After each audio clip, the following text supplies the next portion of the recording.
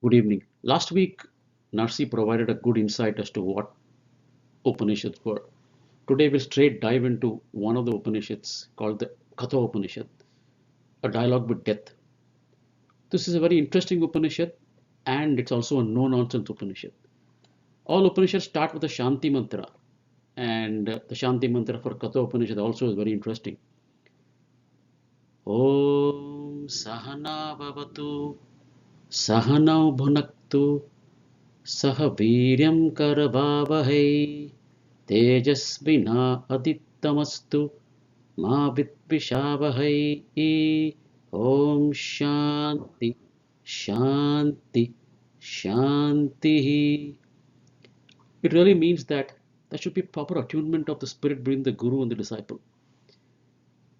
May he protect us, both the teacher and the pupil.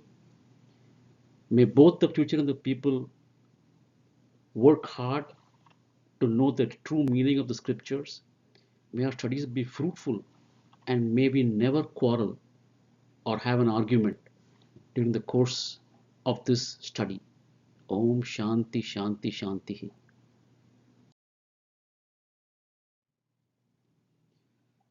Katha Upanishad is quite similar to the Bhagavad Gita, and many say that the inspiration for Bhagavad Gita itself being drawn from the Katha Upanishad. Bhagavad Gita is a conversation between Lord Krishna and Arjuna. Katha Upanishad is a conversation between Lord Yama and Nachiketa. Nachiketa is a young brahmachari aged about 9 to 10, also beginning to learning the Vedas. He's probably had his Upanyanam done around 6 to 7 years old, so that he has some kind of education. He's a sharp kid. His father performed a sacrifice called Sarvadakshina. His father's name was Vajrashrava. And here he has to give away everything which he has, sacrifice everything which he has. But Nachiketa observed that his father was not really doing what is required for this yajna. He was giving weak and barren cows to the Brahmins. This irritated Nachiketa, and then he asked his father, not once, not twice, but 3 times, whom are you going to offer me? Because whatever you have it should include the son. His father was irritated and angrily answered, to death I send you. Therefore, Nachiketa ascends towards the god of death. This is where the story of Katha Upanishad begins. When Nachiketa reaches Lord Yama's abode, Yama is out of station. He waits outside for 3 days and 3 nights, and nobody offers him food or even water. And this para here actually describes what can happen if one does not take care of their guests properly. Asha pratikshe samgatam suntatam che इष्टापूर्ते पुत्रपशुंश्चर्मान् एतत् वृन्के पुरुषस्य अल्पमेधसः यस्यानस्नान् vasati brahmano grahe. It actually means that the transliteration actually is there. Hope, expectation, company of good men, friendly discourses, sacrifices, pious gifts, sons and cattle, all will be lost or destroyed in case the ignorant man in whose house a brahmachari or a guest stays without taking food. This is probably the genesis of Atiti Deva Bhava. So subsequently, Yama tries to make amends, especially when he has not taken care of the young brahmachari. He's afraid that his curse may take away everything which he has. So he grants this boy, young boy, 3 boons. He says, Nachiketa, to atone for the fact that I did not take care of you, I will grant you 3 boons. The boy accepts. And the first boon he takes is, I choose that my father Gautama will be pacified, kind and free from anger, and greet me as if nothing happened when I go back. So the boy is very, very sharp. He's asked for 2 boons. One, he wants to return alive from Lord Yama's abode back to earth. Second is, he wants his father to welcome with open hands. That's the first boon. After the first boon, the second boon which Nachiketa seeks is he tells Lord Yama, I see a lot of suffering in this world, in the earth. Lack of food, disease, suffering, pain, and people don't understand how they can come out of this. But I hear that in your heaven, there is no suffering. Plenty of food, plenty of water, no nothing to worry about. So I believe that there is a fire sacrifice that which when done properly can lead us to heaven. Explain that to me. I'm full of faith and I do believe that many people down in the earth needs to and wants to attain this immortality. Can you please teach me the secret? So Lord Yama teaches Nachiketa the whole secret. The Upanishad does not reveal what this Divya Mantra is. It just says that he has been taught. And after the teaching is done, Yama asks Nachiketa, have you understood? Nachiketa says yes. And when he asks him to repeat, Nachiketa repeats everything word for word. Nachiketa is very impressed and he grants him another boon apart from the third boon, which is not relevant to this topic, but he's a very good student and therefore ready to ask for the third boon.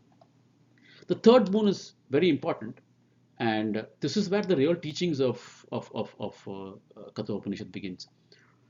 The third boon he asks for is Yeyam prete vichikitsa manushye astit yeke nayam astiti chaike etat vidyam anusishtas tvayaham. What he has asked is there is doubt. When a man is dead, some say he is alive, some say he is not. I want to know what exactly happens. I want to be taught by you. This is my third boon. Varanam esa varaha tritiha. That's my third boon. And this is where the story of, of Katha Upanishad takes the real spiritual turn. Yama tries many things to dissuade this young boy, saying that don't ask for this boon. I'll give you wealth, I'll give you money, I'll give you long life. For 3 generations, they will live very, very long and very, very happy. Any amount of animals, any amount of cattle, any amount of dancing girls. Literally, it is translated like this. But Nachiketa holds strong. He says, what is the use of all this when ultimately I have to go through the cycle of life and death? I want to know the secret. Having been impressed that he is steadfast in his desire to learn, Yama, Lord Yama decides to reveal the secret to Nachiketa. So the teaching begins to Nachiketa's third boon, learning about the cycle of life and death. Shreyascha preyascha manushyamayatah tau samparitya vivinnakti Shreyo hi dhiro prayaso vrinite preyo mando yoga kshemad vrinite. Essentially, Yama makes the difference between the good and the pleasant. Shreyas is the good, preyas is the pleasant. Man always has a choice of taking the pleasant path or the good path. The wise man examines it, distinguishes it, and then prefers and takes the good path. The ignorant man chooses the pleasant for the sake of the body, for the sake of the senses, and that's where he falls prey. In the next verse, he says, the way to hereafter is not apparent to the ignorant man who chooses Shreyas, who chooses prayers, pleasant, who's foolish and is deluded by his senses and deluded by wealth. This is the world he thinks, there is no other. And punaha punarvasam apadyate me. He falls again and again under my sway. What is my sway here? My sway is the sway of Lord Yama, the cycle of life and death. Because you are not able to control your senses, you are not able to choose the path of Shreyas, you fall prey to the cycle of life and death and life and death. And the next verse he also reveals that this Atma cannot be attained by study of Vedas, nor by intelligence, not by hearing. He who chooses the self, he chooses the path of the right. There's no point in learning the Vedas if you don't practice. There's no point in intelligence if you don't use that intellect to choose the good. Only when you have that intellect and you choose it and you live yourself exactly the way in which you need to and choose the good, control your senses and control your mind, the Atma will reveal its true nature.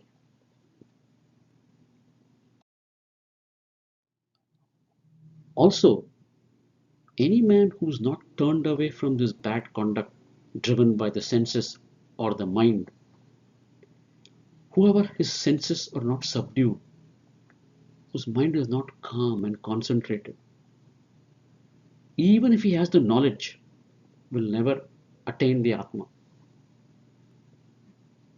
So you need to calm your senses and have the intellect to choose the right and the wrong and be able to practice it yourself. Only then will you be able to attain this Atma. And finally, the metaphor about the chariot, which makes this entire thinking very easy. Here it goes. Atmanam Rathinam Vidhi. The Atma is the lord of the chariot, the owner of the chariot, the owner of the taxi, the owner of the tonga. Shariram Rathemevatu. The body, our body is the chariot itself. Buddhim tu Saradhim Vidhi. The intellect. The charioteer is the intellect. Manaha Pragraham Evacha. Pragraham means reins, and the mind is the reins. So think about this metaphor. It's a chariot where driven by horses, 5 horses. The 5 horses are the sense organs. The reins are the mind. The intellect is the charioteer, and the Atma is you sitting at the back, and the body is the chariot. This is the metaphor of being able to control your senses.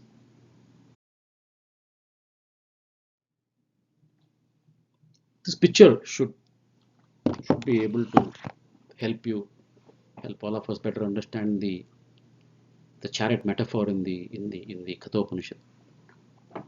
The 5 horses you see are the sense are the senses, the sight, the hearing, the smell, the touch, and the taste. The brain is something which the Katha Upanishad doesn't describe. They describe only 5 horses. The mind is the reins, and the mind has the unconscious mind, which is basically your identity, your ego, your pride, your jealousy, your lust. And then right behind that is the conscious mind, which is the driver, the buddhi, which then guides the reins to take the path of the good and not the pleasant. But many times we all know the senses are not controlled, because I can give you examples of a drug addict who knows that the next shot of injection or the next shot of puff he's going to take from his cigarette is one step closer to death, but his mind is taken over by the senses, and the buddhi doesn't do anything about it. Is helpless. There are many examples of what these are, and ultimately the Upanishad says that if you calm your senses and control it, you will be able to choose the right path, the right sense objects, and the path of the Shreyas, which is the good.